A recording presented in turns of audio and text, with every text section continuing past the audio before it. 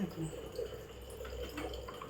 এখন বন্ধুরা, এখানে আমি কাঁচা কলাগুলো পড়েছিল, কলা সেদ্ধ, একটা ছোট্ট আলু নিয়েছি, এখানে দিয়েছি জিরে গুঁড়ো, নুন, হলুদ, গোলমরিচ গুঁড়ো, গরম মশলা গুঁড়ো আর 1 চামচের মতন বেসন।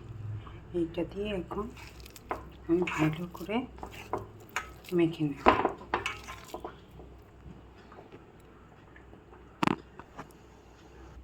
আর একটু বেসন দিলাম, একটু নরম হয়ে গেছে।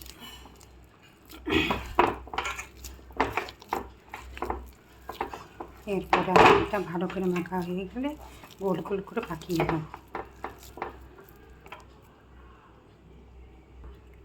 এইভাবে আমি একটু একটু করে নেব, দিয়ে এখন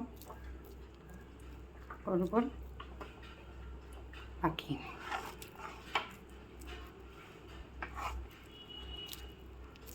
তো নিরামিষই করবো, এভাবে আমি সবগুলো পাকিয়ে নেব।